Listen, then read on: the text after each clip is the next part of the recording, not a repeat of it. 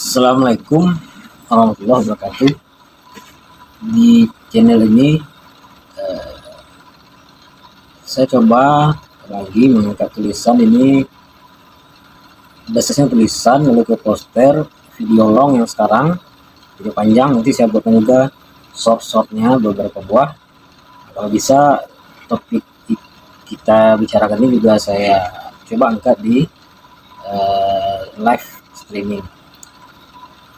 Jadi di channel kini kok ambo bausao untuk mengisi mungkin dengan bahasa Minang yang versi videonya, yang versi tulisannya dalam Indonesia lengkap, tapi awak tarangan dalam bahasa awak gitu.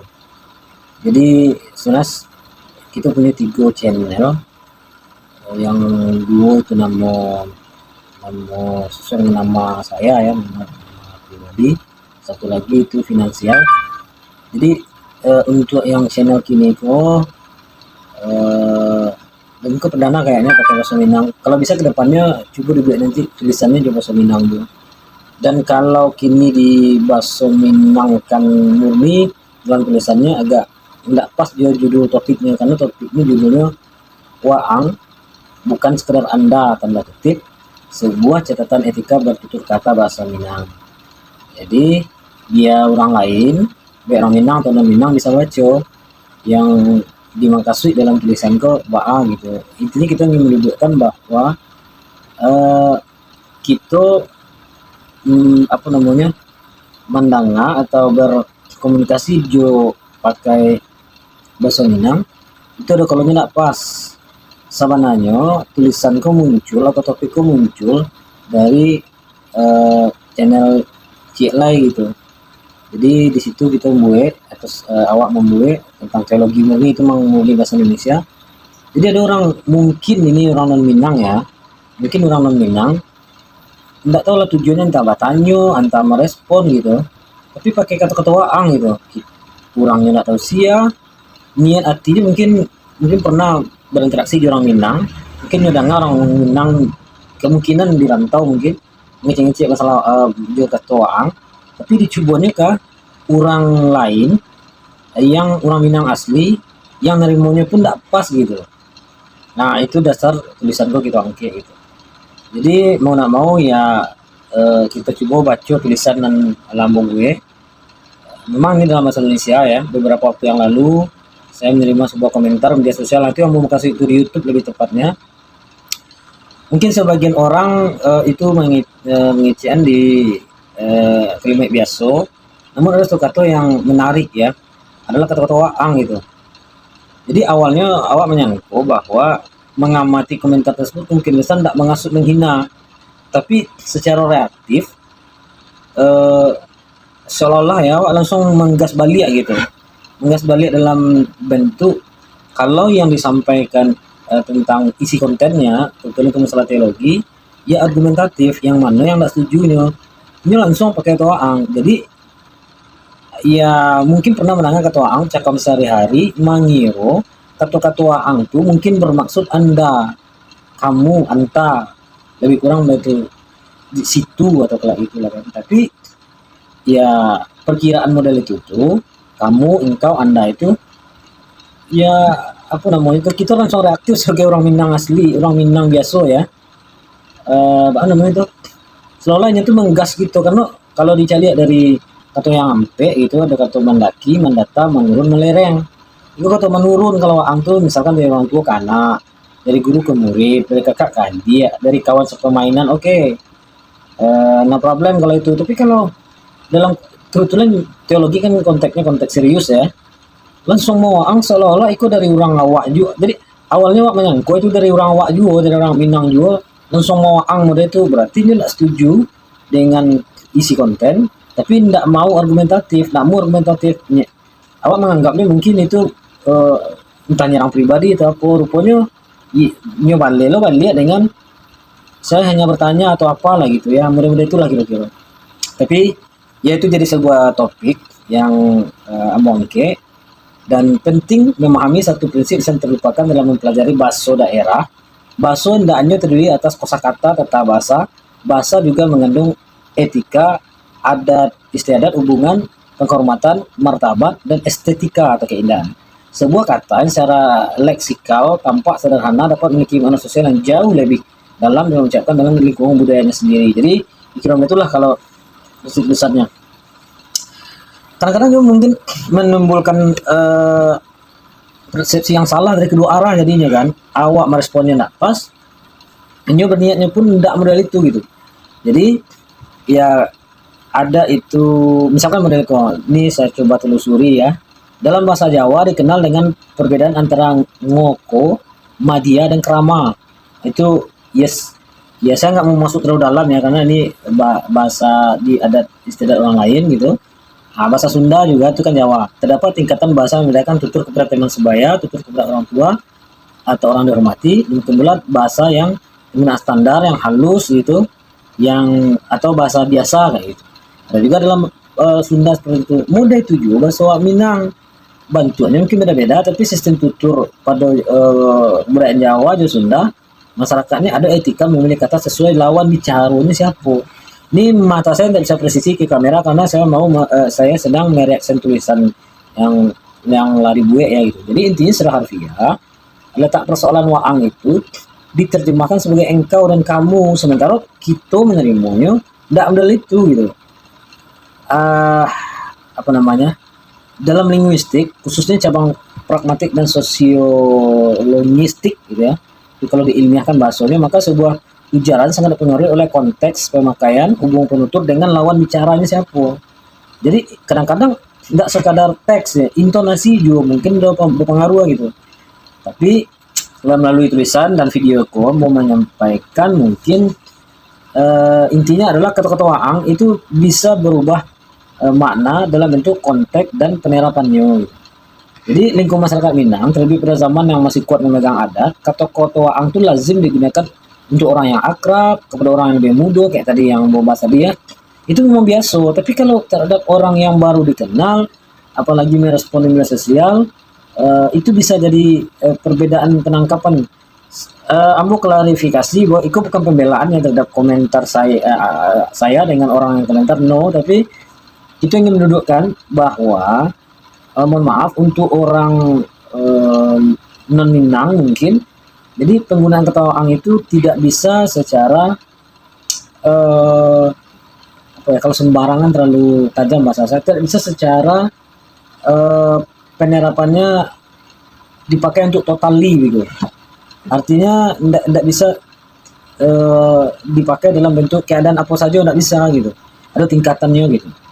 Kemudian masalah generasi yang tumbuh di kota-kota besar mungkin tidak lagi merasakan perbedaan itu secara kuat. Mungkin orang yang hidup di dengan berbagai macam budaya dan adat mungkin mendengar satu fragmentasi waang dari A si B, lalu oh berarti di Minang tuh Anda tuh waang gitu. Enggak semudah itu gitu. Lebih kurang gitu. Jadi intinya hal ini menunjukkan bahwa bahasa Minang dapat dipahami hanya tidak bisa melalui kamus kayak besok waang, kamu, anta, engkau, Anda bisa melalui itu. Jadi literally secara kamus nggak bisa, harus dipahami melalui ya lawan bicaranya sia, keadaannya ba'a, konteksnya dalam bentuk apa, lawan bicaranya siapa. Dalam masyarakat Minang tentu tidak bisa berdiri sendiri membawa nama kau, nama adat. Bahkan gini ya, saya ya pernah beberapa kali menyaksikan ini langsung, ini boleh sebenarnya kalau orang yang kenal dengan kita mungkin akan mengiyakan juga di tempat-tempat kami, terutama tempat asal saya itu, kalau ada orang ngecek waang di sikon yang tidak pas itu langsung kena tegur keras. Nah, lo ngecek tidak satu orang nih waang dong kayak gitu. Bahkan mohon maaf yang lebih ekstrim itu kata-kata waang bisa menimbulkan pertengkaran. Nah itu. Dan juga kadang-kadang, bukan kadang-kadang ya, kalau kadang-kadang itu berarti bisa ya bisa tidak, tapi memang terbukti secara realitas ada gium orang tua, bahkan orang yang bergelar nenek mama, bergelar datuk misalkan, bergelar penghulu, dipawaang oleh kemenakan atau orang lain atau siapapun, itu bisa jadi sesuatu yang ekstrim gitu, bisa didando di beberapa tempat juga, di beberapa penerapan adat di Minangkabau. Jadi oleh sebab itu ketika anak diajarkan menyapa mama, orang tua, guru dan tamu, ya ada perbedaan-perbedaannya. Bahkan model kok Jadi misalkan si A dengan si B itu beda suku. Maaf, satu suku. Misalkan Koto sama Koto. Lalu ada orang lain yang umurnya lebih kecil, lebih kete, tapi ikon tak kemenakan kandung mungkin kemenakan aku tak tahu suku orang lawan bicaranya juga Koto gitu. Jadi dia panggil Kak si B ini dengan panggilan apa gitu.